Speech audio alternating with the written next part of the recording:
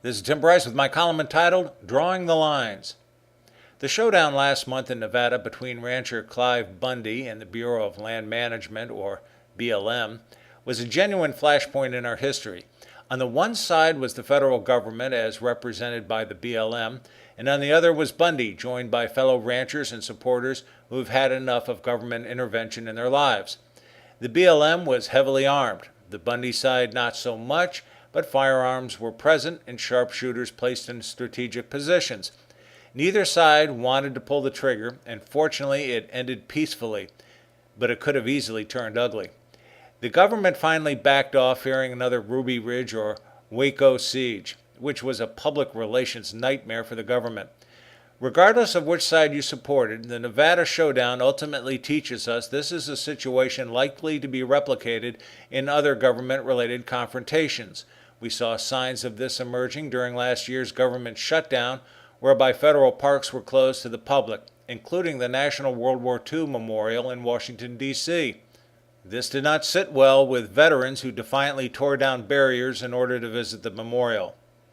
What we are witnessing is a strong rebuff of the concept of big government as illustrated by the Bundy faction, the veterans visiting the World War II Memorial, and of course the Tea Party. So far, these factions have demonstrated nonviolent protest.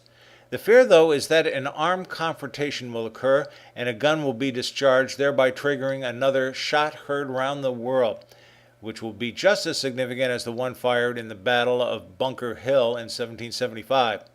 Historians are still not certain who pulled the first trigger, but does it really matter?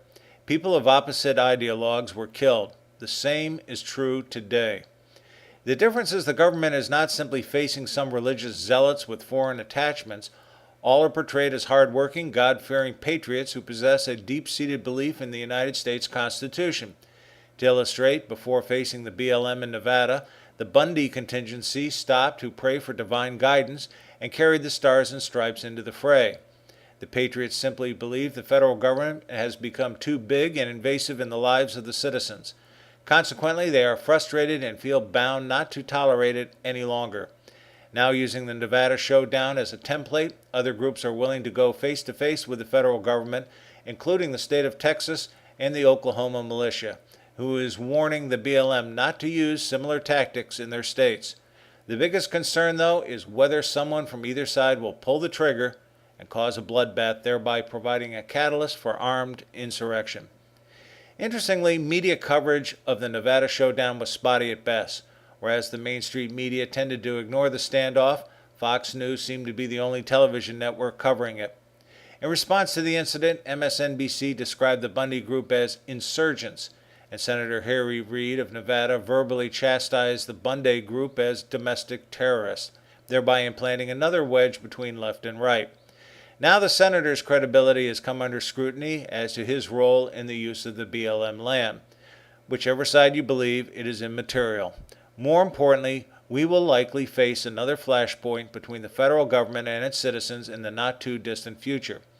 The mood of the country is divided along ideological lines, racial lines, moral lines, and socioeconomics, workers versus people dependent on entitlements.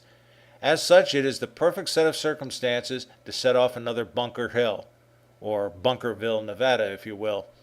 God help us all if this happens, but it is inevitable. Friends, keep the faith.